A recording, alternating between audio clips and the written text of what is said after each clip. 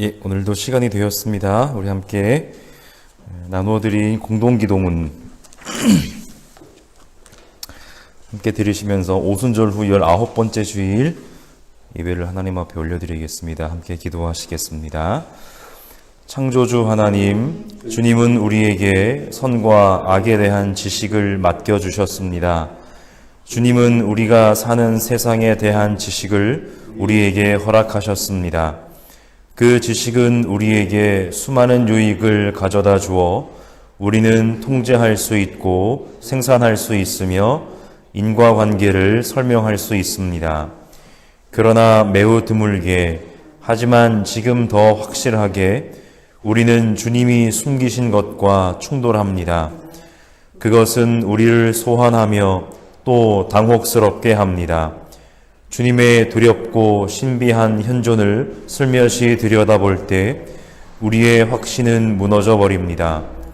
그러므로 우리는 주님의 거룩하심의 가장자리에 멈추어 섭니다.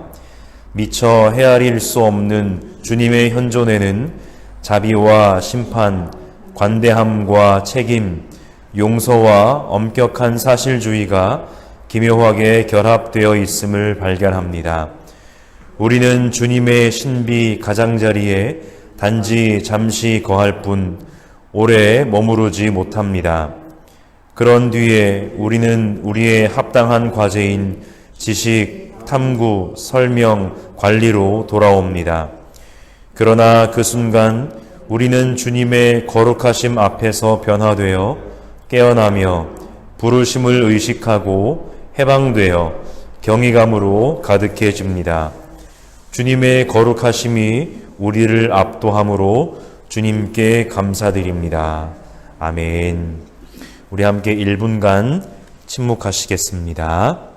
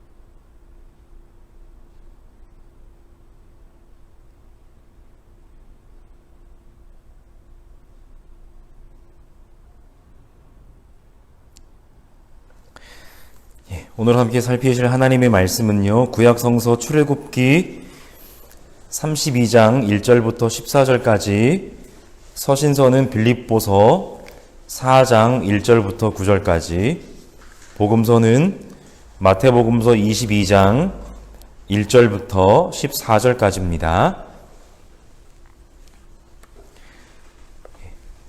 제가 순서대로 읽겠습니다. 먼저 출애굽기 32장 1절부터 14절까지입니다. 백성은 모세가 산에서 오랫동안 내려오지 않으니 아론에게로 몰려가서 말하였다. 일어나서 우리를 인도할 신을 만들어 주십시오. 우리를 이집트 땅에서 올라오게 한 모세라는 사람은 어떻게 되었는지 모르겠습니다. 아론이 그들에게 말하였다. 여러분의 아내와 아들, 딸들이 귀에 달고 있는 금고리들을 빼서 나에게 가져오시오. 모든 백성이 저희 귀에 단 금고리들을 빼서 아론에게 가져왔다. 아론이 그들에게서 그것들을 받아 녹여서 그 녹인 금을 거푸집에 부어 송아지상을 만드니 그들이 외쳤다. 이스라엘아, 이 신이 너희를 이집트 땅에서 이끌어낸 너희의 신이다. 아론은 이것을 보고서 그 신상 앞에 제단을 쌓고 내일 주님의 절기를 지킵시다 하고 선포하였다. 이튿날 그들은 일찍 일어나서 번제를 올리고 화목제를 드렸다. 그런 다음에 백성은 앉아서 먹고 마시다가 일어나서 흥청거리며 뛰놀았다. 주님께서 모세에게 말씀하셨다. 어서 내려가 보아라. 네가 이집트 땅에서 이끌어낸 너의 백성이 타락하였다. 그들은 내가 그들에게 명한 길을 이렇게 빨리 벗어나서 그들 스스로 수송아지 모양을 만들어 놓고서 절하고 제사를 드리며 이스라엘아, 이 신이 너희를 이집트 땅에서 이끌어낸 너희의 신이다 하고 외치고 있다. 주님께서 다시 말씀하셨다. 나는 이 백성을 살펴보았다. 이 얼마나 고집이 센 백성이냐. 이제 너는 나를 말리지 말아라. 내가 노하였다. 내가 그들을 쳐서 완전히 없애버리겠다. 그러나 너는 내가 큰 민족으로 만들어주겠다. 모세는 주 하나님께 애원하였다. 주님, 어찌하여 주님께서 큰 권능과 강한 손으로 이집트 땅에서 이끌어내 주신 주님의 백성에게 이와 같이 노하십니까?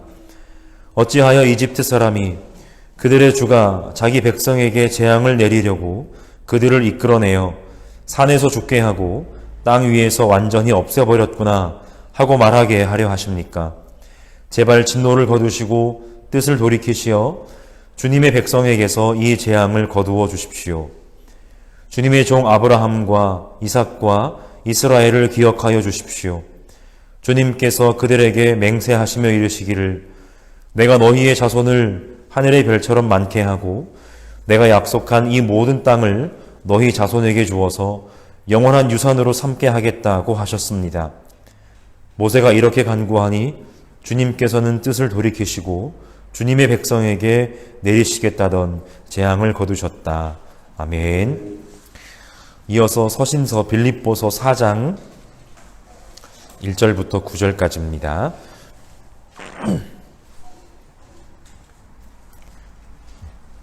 빌립보서 4장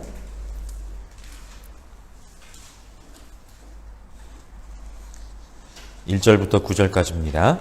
제가 읽겠습니다. 그러므로 사랑하고 사모하는 나의 형제 자매 여러분, 나의 기쁨이요 나의 면류가 아닌 사랑하는 여러분, 이와 같이 주님 안에 굳건히 서 계십시오. 나는 유오디아에게 권면하고 순두계에게도 권면합니다. 주님 안에서 같은 마음을 품으십시오. 그렇습니다. 나의 진정한 동지여, 그대에게도 부탁합니다. 이 여인들을 도와주십시오. 이 여인들은 글레멘드와 그 밖에 나의 동역자들과 더불어 복음을 전하는 일에 나와 함께 애쓴 사람들입니다. 그들의 이름은 생명책에 기록되어 있습니다. 주님 안에서 항상 기뻐하십시오. 다시 말합니다. 기뻐하십시오. 여러분의 관용을 모든 사람에게 알리십시오. 주님께서 가까이 오셨습니다. 아무것도 염려하지 말고 모든 일을 오직 기도와 간구로 하고 여러분이 바라는 것을 감사하는 마음으로 하나님께 아뢰십시오. 그리하면 사람의 헤아림을 뛰어넘는 하나님의 평화가 여러분의 마음과 생각을 그리스도 예수 안에서 지켜줄 것입니다. 마지막으로 형제자매 여러분, 무엇이든지 참된 것과 무엇이든지 경건한 것과 무엇이든지 옳은 것과 무엇이든 순결한 것과 무엇이든 사랑스러운 것과 무엇이든지 명예로운 것과 또 덕이 되고 칭찬할 만한 것이면 이 모든 것을 생각하십시오. 그리고 여러분은 나에게서 배운 것과 받은 것과 듣고 본 것들을 실천하십시오. 그리하면 평화의 하나님께서 여러분과 함께 하실 것입니다. 아멘. 네, 마지막으로 마태복음서 22장 1절부터 14절까지입니다. 마태복음서 22장 1절부터 14절까지를 제가 읽겠습니다. 예수께서 다시 여러 가지 비유로 그들에게 말씀하셨다. 하늘나라는 자기 아들의 혼인잔치를 베푼 어떤 임금에게 비길 수 있다. 임금이 자기 종들을 보내서 초대받은 사람들을 잔치에 불러오게 하였는데 그들은 오려고 하지 않았다. 그래서 다시 다른 종들을 보내며 이렇게 말하였다. 초대받은 사람들에게로 가서 음식을 다 차리고 황소와 살진 짐승을 잡아서 모든 준비를 마쳤으니 어서 잔치에 오시라고 하여라. 그런데 초대받은 사람들은 그 말을 들은 척도 하지 않고 저마다 제 갈 곳으로 떠났다. 한 사람은 자기 밭으로 가고 한 사람은 장사하러 갔다. 그리고 나머지 사람들은 그의 종들을 붙잡아서 모욕하고 죽였다. 임금은 노해서 자기 군대를 보내서 그 살인자들을 죽이고 그들의 도시를 불살라 버렸다. 그리고 자기 종들에게 말하였다. 혼인잔치는 준비되었는데 초대받은 사람들은 이것을 받을 만한 자격이 없다. 그러니 너희는 내 거리로 나가서 아무나 만나는 대로 잔치에 청해 오너라. 종들은 큰 길로 나가서 악한 사람이나 선한 사람이나 만나는 대로 다 데려왔다. 그래서 혼인잔치 자리는 손님으로 가득 차게 되었다. 임금이 손님들을 만나러 들어갔다가 거기에 혼인 예복을 입지 않은 사람이 한 명 있는 것을 보고 그에게 묻기를, 이 사람아, 그대는 혼인 예복을 입지 않았는데 어떻게 여기에 들어왔는가 하니 그는 아무 말도 하지 못하였다. 그때에 임금이 종들에게 분부하였다. 이 사람의 손발을 묶어서 바깥 어두운 데로 내에 던져라. 거기서 슬피 울며 이를 갈 것이다. 부름받은 사람은 많으나 뽑힌 사람은 적다. 아멘. 우리 함께 사도신경으로 우리의 신앙을 고백하겠습니다. 나는 전능하신 아버지 하나님 천지의 창조주를 믿습니다. 나는 그의 유일하신 아들 우리 주 예수 그리스도를 믿습니다.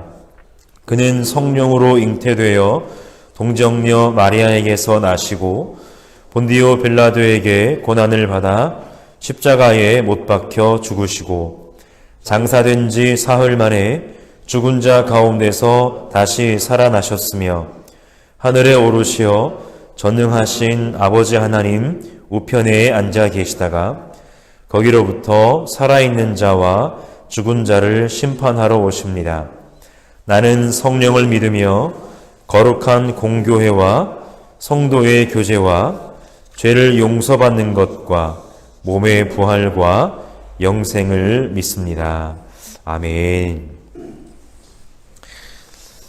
계속해서 우리 공동예배를 공동기도로 함께 시작하고 계시는데요. 오늘 기도는 여기 밑에 혹시 그 자료집에도 제가 각주를 달아드렸는지 모르겠는데 주보에 믿음으로 읽기라는 그 부분에 올린 그 기도문입니다. 월터 브루그만이라고 하는 그 구약 학자이신데요. 이번에 코로나 시대를 보는 이제 구약 학자의 관점으로 이제 쓰신 책이 다시 춤추기 시작할 때까지에 나온 그런 기도문입니다. 앞으로 몇 주간 동안은 이 코로나 시대에 우리가 함께 예배하면서 이 시대를 우리가 어떻게 바라볼 수 있을지를 함께 공동 기도를 올려드리는 시간을 좀 갖도록 하겠습니다.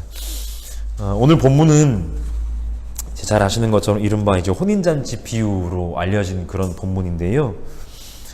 똑같은 비유가 마태복음서 22장의 그 평행 본문이 누가복음서 14장에도 함께 기록되어 있는데 혹시 나중에 본문을 두 개를 잘 비교해 보시면서 읽어보시면은 이 마태복음서의 이 잔치 비유 그리고 누가복음서의 잔치 비유는 몇 가지 부분에 좀 차이점이 존재합니다.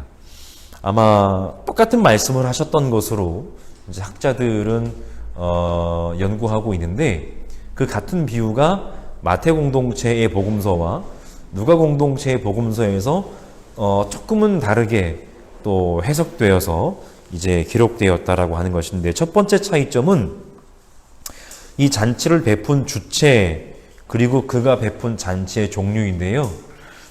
누가복음서에서 이 잔치는 그냥 어떤 사람, 그러니까 이름을 알 수 없는, 물론 오늘 본문에도 이름은 나오는 것은 아니지만, 그러니까 어떤 사람이 베푼 그냥 큰 잔치라고 기록되어 있는데, 오늘 본문 마태복음서에서 이 잔치는 조금 더 잔치를 베푼 사람이 좀 큰 사람이에요. 어떤 임금이 잔치를 베푸는데 그 잔치는 그 아들의 혼인잔치입니다. 혼인잔치. 두 번째 차이점은 이 잔치에 초대받은 사람들의 반응이 좀 또 이제 사뭇 다르게 기록되어 있는데 누가복음서에서 큰 잔치에 초대받은 사람들은 그냥 자기들의 바쁜 일상 때문에 잔치 자리에 가지 않을 뿐입니다. 우리 왜 주일학교 때 왜 나는 뭐 밤매러 가야 되고 그런 찬양 있지 않나요? 제가 어제 그걸 막 찾아보려고 했는데 저는 이제 주일학교 출신이 아니라서 저는 이제 그 나이 때는 여름성경학교 한 번 딱 하고 주일학교 모든 과정을 다 뗐고요. 고등학교 2학년 때 이제 교회를 처음 다니기 시작했는데 그 찬양을 제가 못 찾았어요. 어쨌든 그런 찬양처럼 그냥 뭐 밤매러 가야 되고 일상 때문에 그 잔치에 가지 않는데 오늘 마태복음서에 보시면 이 혼인잔치에 초대받은 사람들 중 일부는 일상의 어떤 삶의 바쁨 때문에 못 가기도 했지만 마지막에 또 다른 일부는 지난주에 함께 비유를 살펴보셨던 것처럼 임금이 보낸 종들을 붙잡아서 모욕하고 죽이기까지 했다라고 그렇게 본문이 기록하고 있습니다. 그러니까 조금 더 분위기가 누가복음서의 비유보다는 조금 더 무겁고 살벌하게 기록되고 있는 것이죠. 이에 임금은 어떻게 합니까? 자기 군대를 보내서 오늘 본문에 의하면 그 살인자들이라고 딱 명확하게 가리키면서 그 살인자들을 죽이고 그들의 도시를 불살라 버립니다. 그 도시는 나중에도 살펴보시겠지만 예루살렘을 의미합니다. 예루살렘.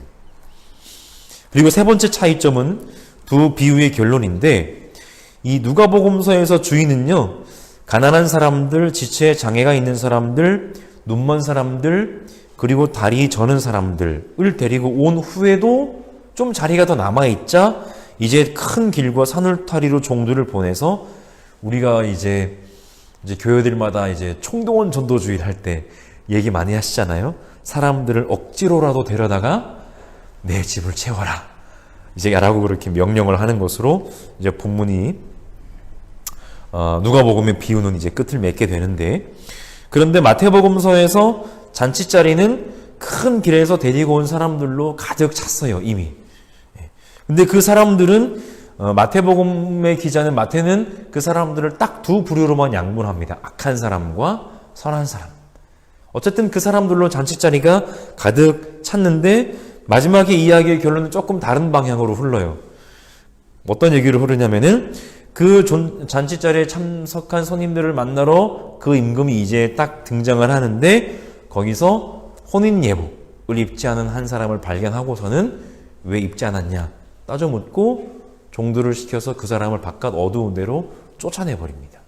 그러니까 이것은 좀 종말론적인 그런 결론으로 이제 비유가 끝을 맺게 되는 것인데, 그렇게 쫓아내고 나서 예수님이 이 비유를 마지막 한마디를 하시면서 비유가 끝이 나는데 부름받은 사람은 많으나 뽑힌 사람은 적다 라고 그렇게 비유의 결론을 맺고 계십니다. 이 오늘 본문 마태복음서와 말씀드렸던 것처럼 누가복음서의 차이점 세 가지를 간략하게 말씀을 드렸는데, 이 차이점을 비교해보면 이 마태복음서의 비유가 누가복음서의 비유보다는 조금 더 분위기가 무겁고 조금 더 종말론적인 그런 성격을 가지고 있는 것으로 우리가 이해할 수 있고요. 이제 그럴 법한 이유 중에 하나 굳이 살펴보자면, 이제 누가복음서의 이 비유는 예수님이 아직 예루살렘에 들어가시기 전에 하신 것으로 누가복음서의 이야기 흐름상 기록되어 있는 반면에, 오늘 마태복음서에서 이 비유는 예수님이 예루살렘에 들어가셔서 이제 제사장들과 그렇죠, 바리새인들과 장로들, 그 성전 종교의 지도자들과 성전 한 가운데서 대립하는 상황 가운데서 이 비유를 말씀하셨다라고 기록되어 있습니다. 그러니까 마태복음서의 이 비유가 조금 더 분위기가 좀 거칠고 무겁고 이제 그렇다고 하는 거 다시 한번 기억해 주시고요. 비유를 함께 살펴보시면서 오늘 우리에게 주시는 하나님의 말씀이 어떤지 함께 좀 듣도록 하겠습니다. 먼저 이 잔치 자리가 중요한데 아들의 혼인잔치, 임금의 아들의 혼인잔치인데, 혼인은 하나의 가정이 새롭게 시작되는 자리라는 건 뭐 굳이 말씀을 안 드려도, 지난주 비유를 통해서 예수님은 변질한 유대 성전 종교회 끝을 선포하신 것 우리가 잘 살펴보았습니다. 그들은 포도원 주인의 종들을 죽였을 뿐 아니라 지난주 비유에서요, 그의 아들까지도 죽여버리는 후한무치한 이들로 묘사되고 고발됐습니다. 예수님의 말씀을 통해서. 근데 이제 오늘 본문을 통해서 하나님은 아들의 혼인잔치를 통해서 새로운 백성을 모으시는 분으로 새롭게 묘사되시는 겁니다. 이제 끝난 그 역할을 다한 유대 성전 종교는 이제 끝이 났고 하나님께서는 이제 새로운 공동체를 시작하실 것입니다. 그것이 혼인잔치 자리의 비유로 묘사되고 있는데, 그래서 혼인잔치는 기본적으로 기쁨의 자리입니다. 그래서 그 자리에 초대받은 사람들은 기꺼이 기쁘고 즐거운 마음으로 동참하기 마련입니다. 게다가 임금의 아들의 혼인잔치자라면 열리를 미루고서라도 그 자리에 참석하는 것이 가문의 영광입니다. 아무나 초대받는 것은 아니잖아요. 임금의 아들의 혼인잔치인데. 그런데 오늘 비유에서 보시면 먼저 초대를 받은 사람들은 무슨 이유인지는 모르겠으나 오늘 본문 22장 3절에 보시면 오려고 하지를 않았다라고 본문이 말씀을 하고 있습니다. 그러자 임금은 종들을 다시 보내서는, 굳이 임금은 그럴 필요가 없는 사람인데요, 다시 종들을 보내서는 이미 잔치 준비가 다 되어 있으니까 어서 잔치 자리에 오라고 재촉을 합니다. 이미 잔치 자리가 다 준비가 되었다라고 하는 것은 하나님 나라의 종말론적인 성격을 가리킵니다. 이미 하나님 나라는 우리에게 가까이 다가온 거예요. 왜냐하면 그들은 이미 임금으로부터 혼인잔치에 이미 초대를 받은 사람들이기 때문에 그냥 몸만 오면 되는 것이죠. 그런데도 그들은 혼인잔치에 어서 오라고 재촉하는 말을 들은 척도 하지 않습니다. 그러고는 각자 자기 볼일을 보러 길을 나섭니다. 아까 말씀드렸던 것처럼 심지어 어떤 사람들은 혼인잔치에 오라는 말을 전하는 종들을 붙잡아서요, 모욕하고 죽이기까지 했다라고 본문은 이야기합니다. 도무지 이해할 수 없는 행동인데요, 노한 임금은 자기 군대를 보내서는 이제는 그 살인자들을 죽이고 그들의 도시를 불사릅니다. 여기서 아까 말씀드렸던 것처럼 도시가 가리키는 곳은 바로 하나님의 도성이라고 하는 예루살렘, 하나님의 백성들이 모여 산다고 하는, 그리고 하나님의 집인 성전이 자리하고 있는 바로 예루살렘입니다. 마태복음 23장에 보시면 예수님은 예루살렘을 보시고 이렇게 한탄하십니다. 예루살렘아 예루살렘아, 내게 보낸 예언자들을 죽이고 돌로 치는구나. 암탈기 병아리를 날개 아래 품듯이 내가 몇 번이나 네 자녀들을 모아 품으려 하였더냐. 그러나 너희는 원하지 않았다. 보아라, 너희 집은 버림을 받아서 황폐하게 될 것이다.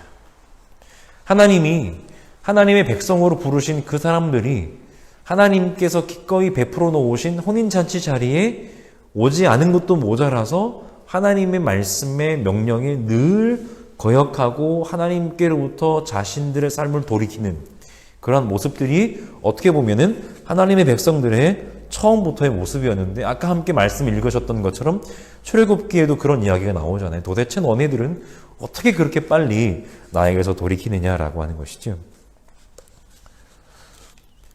그래서 이제 임금은 그 도시로 군대를 보내서 그 살인자들을 죽이고 새로운 사람들을 혼인잔치의 하객으로 초대를 합니다.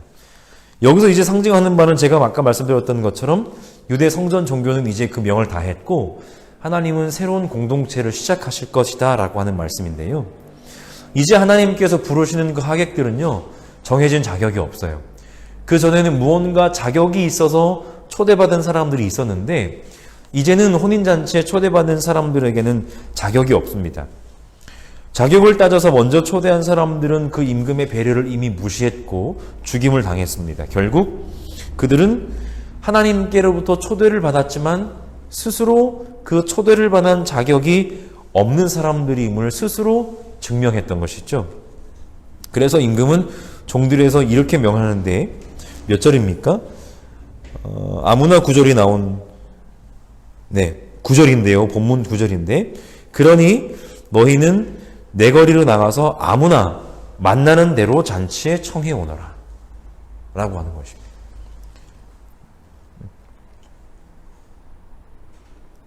즉 만나는 모든 사람이 혼인잔치에 초대받게 되는 것인데, 마태는 이 비유를 통해서 아무나 라고 특정되어지지 않은 그 사람들을 두 부류로만 딱 정리합니다. 아까 누가복음에는 여러 가지 어떤 그 아픈 사람들, 병 걸린 사람들이 포함되어 있었는데 마태는 선한 사람, 악한 사람 딱 두 부류로만 그들을 정리를 하고, 이것은 마태복음 마치 13장의 하늘나라 비유를 지난번에 꽤 오래전인데 살펴보셨는데 밀과 가라지의 비유를 연상하게 합니다. 밀을 심었는데 가라지가 거기에 싹이 나는 거예요. 원수가 가라지를 심어가지고요.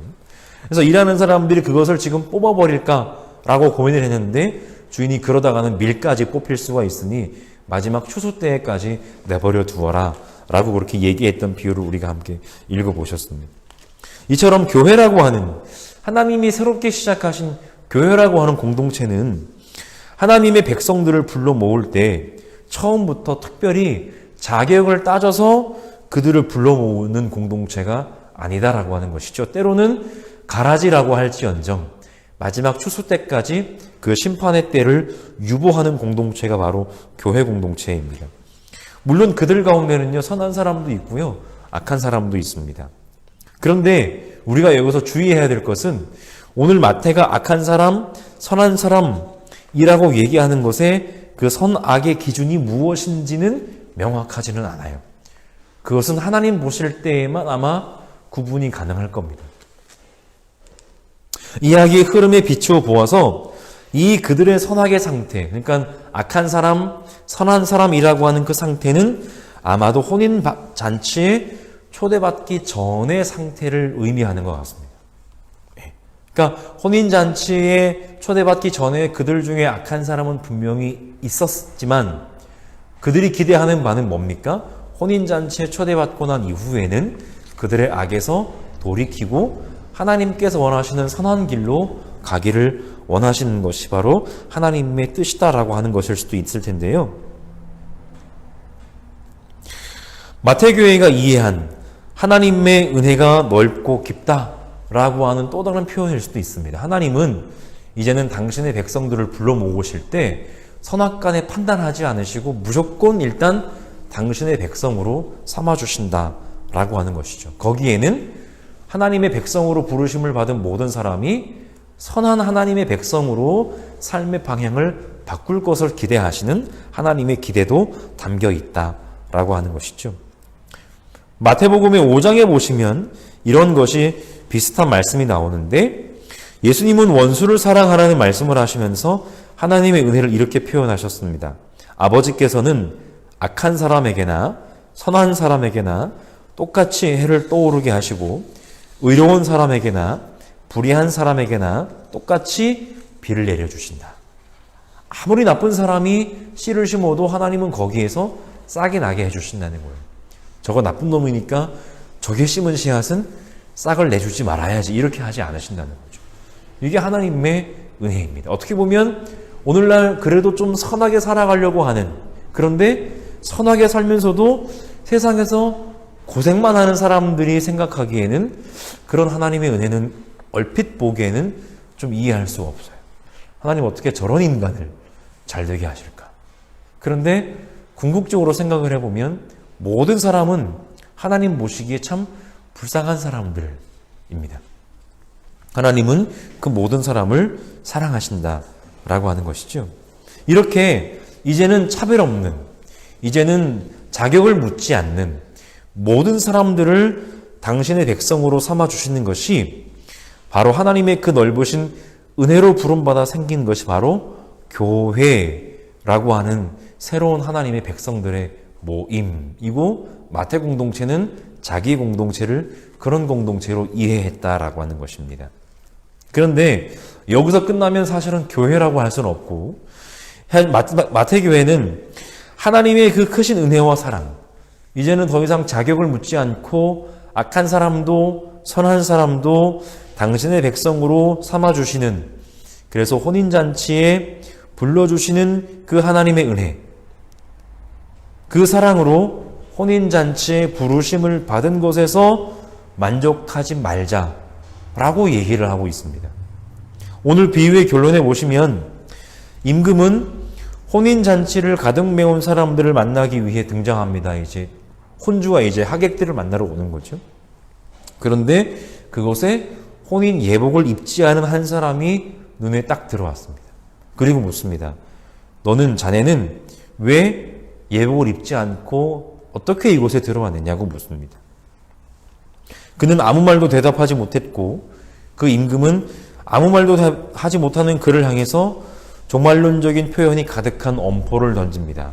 그의 손발을 묶어서 바깥 어두운 데로 내 던지면 그는 거기서 슬피 울며 이를 갈게 될 것입니다. 마태는 마지막 이 비유의 결론에서 혼인잔치에 악한 사람도 선한 사람도 누구나 초대받았다라고 얘기하면서 그 잔치에 들어갈 수 있는 자격으로 딱 하나를 제시합니다. 뭐냐면 혼인 예복을 입는 거예요. 원래 악한 사람이 옷을 잘 갖춰 입는다고 해서 그가 선해지는 것은 분명히 아닙니다. 반대로 원래 선한 사람이 옷을 좀 후줄근하게 입는다고 해서 그의 원래 선한 성품이 오염되거나 더러워지는 것도 아닙니다. 또 한편으로 생각해 보면 옷이 그렇게 아무것도 아닌 것 같아 보이지만 다른 한편으로 옷은 마음가짐을 최소한으로나마 가다듬을 수 있는 도구가 되기도 한다는 것이죠. 최근 한국 교회의 화두 중 하나가 뭐냐면 이제 비대면 온라인 예배인데요.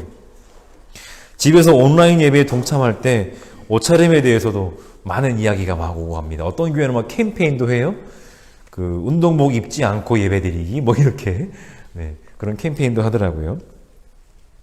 근데 여기서 우리가 중요하게 생각해 보아야 될 것이 있는데 이 마태가 더 이상 이제는 자격을 묻지 않고 새롭게 열린 하나님 나라로서 누구나 초대받을 수 있는 교회 공동체의 새로운 백성들이 최소한으로나마 갖추어야 할 그 덕목을 예복, 즉 옷이라고 표현한 것은 아마 이런 중의적인 의미가 있는 것 같아요. 뭐냐면 먼저 옷이 인간의 근본을 다 바꾸지는 못하는 것처럼 하나님의 백성으로 이 땅을 사는 모든 사람의 근본적인 연약함 또한 여전하다는 것입니다.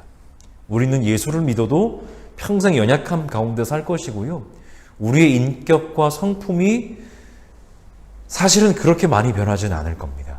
이기적인 사람은 아무리 성령이 내 가운데 역사해도 여전히 이기적인 성품은 남아있을 것이고 이타적인 성품을 가진 사람은 흔히 말하는 막 성령에 뒤집어지는 역사가 없어도 이타적인 성품을 그대로 유지하며 살아갈 수가 있을 것입니다. 그것이 우리의 근본적인 연약함인데 그러나 동시에 그런 우리의 연약한 우리를 하나님의 백성으로 불러주신 그 하나님의 은혜 앞에 마치 옷을 갖춰 입고 좀 귀한 사람을 만나면요. 원매무새를 단정히 하는 마음가짐처럼 교회라고 하는 공동체는 하나님의 아들의 혼인잔치에 초대된 그 은혜를 기억하고 끊임없이 하나님의 백성답게 살기 위한 최소한의 노력은 게을리하지 않아야 한다. 라는 뜻으로 마태는 혼인 예복을 가지고 비유의 결론을 맺고 있는 것일지도 모르겠습니다. 아마 그도 목격했겠죠. 야, 예수 믿어도 사람이 잘 안 변하는구나. 그러나 예수를 믿으면 최소한으로나마 하나님의 백성답게 살기 위한 노력은 우리가 해야 되겠구나. 그것이 이제 산상수훈에서도 예수님이 말씀하신 그런 가르침과 일맥상통하는데 아마 마태교회는 그런 교회상을 꿈꾸며 오늘 예수님의 그 말씀을 마지막 종말론적인 비유로 결론을 맺으면서 우리가 정말로 종말론적인 공동체가 되어 살고 있다면 우리는 매 순간 하나님 앞에 우리의 삶의 자세를 뒤돌아보지 않고서는 절대 그런 삶을 살아갈 수가 없다라고 하는 의미로 예수님의 말씀을 이 비유의 자리에 자리매김했던 것 같습니다. 마지막으로 우리는 비유의 마지막 예수님의 말씀을 다시 한번 우리의 마음에 새겨야 되는데 부름받은 사람은 많으나 뽑힌 사람은 적다. 왜 흔히 뭐 그런 얘기들 하잖아요. 아무나 뭐 해병이 될 수는 있어도 누구나 해병이 될 수는 없다. 뭐 이제 그런 것처럼 이 마태교회는 이 말이 마치 우리는 소수의 정예로서 뽑힌 사람들이야 그런 의미로 한 것이 아니라 이것은 배타적인 엘리트 의식이 아니라 그만큼 하나님께 선택된 백성으로 산다는 것이 어렵다라는 것입니다. 쉽지 않다. 우리는 지금까지 믿는 거 쉽다라고 그렇게 배워왔어요. 그냥 믿기만 하면 돼. 그런데 믿는 거 절대로 쉽지 않습니다. 믿음의 백성대로 사는 건 더 어려운 일입니다. 하나님이 자신을 부르셨다고 말하는 사람들은 오늘 우리 주위에도요, 수없이 많아요. 그런데 하나님께서 자신을 선택하신 것이 무엇인지, 무엇을 의미하는지를 고민하며 사는 사람들은 상대적으로 적어 보입니다. 선악간에 판단하지 않으시고 우리를 하나님의 백성으로 불러주신 그 하나님의 은혜 앞에서 최소한의 온 매무새만이라도 잘 정돈하며 살 수 있다면, 우리에게 주신 그 혼인 예복을 잘 가꾸며 입으며 살 수 있다면 우리의 표처럼 우리의 걸음마다 보금자리를 가꾸며 살아갈 수 있는 우리의 삶이 되지 않을까 생각해 봅니다. 바라기는 그런 교회가 될 수 있기를 주님의 이름으로 간절히 축원합니다. 아멘. 우리 함께 시편 기도 올리겠습니다. 시편 23편입니다.